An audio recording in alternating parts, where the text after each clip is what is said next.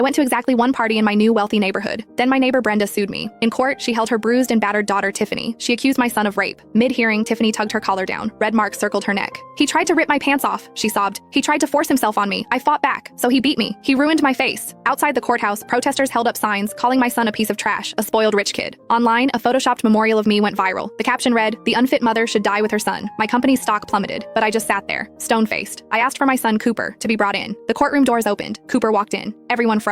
Let's take it back to when the trial began. My neighbor Brenda pointed a finger right in my face and screamed, "Your son is a monster." To make matters worse, their lawyer Gavin, wearing a look of self-righteous indignation, grilled me in front of everyone. "On July 15th, did your son Cooper assault the victim?" Faced with the accusation, I remained silent. Outside, the roar of protesters demanding justice at all costs drifted through the windows. The camera flashes were blinding like lightning strikes. I spoke slowly. "No." The lawyer just scoffed. He asserted I was dodging responsibility. I scanned the gallery. Those new neighbors who used to kiss up to me were now collectively rolling their eyes. Just a week ago, they were swarming around me, praising Cooper as a bodybuilding champ with a bright future. Now they looked at me like I was trash. The hypocrisy was suffocating. Actually, Brenda had shown up at my door a week ago. She was holding a battered Tiffany, her voice loud enough to shatter glass. She demanded $5 million in settlement money right off the bat. She even threatened to see me in court if I didn't pay up, but I refused on the spot because I knew perfectly well that my son hadn't left the house that day. Suddenly, images of Tiffany's injuries flashed onto the courtroom's big screen. A neck brace, a cast, and scratches all over her face. Next came a grainy photo taken in the dark. In the photo, the back of a hulking man could be seen lunging at a girl on the ground. The jury gasped. The gallery erupted. Everyone was cursing, saying privileged rich kids were scum. Just then, my phone started buzzing like crazy. My company's stock price was plummeting. Expressionless, I placed my phone face down on the table. That only made the online backlash worse. The hashtag #sign Justice for Tiffany was trending off the charts. They called me cold-blooded, saying money made me think I was above everyone else. Gavin, the lawyer, looked smug, thinking he had this in the bag. Finally, Tiffany took the stand, trembling. She walked unsteadily, acting as if every step caused her immense pain. I had to admit, it was a convincing performance. She took a deep breath,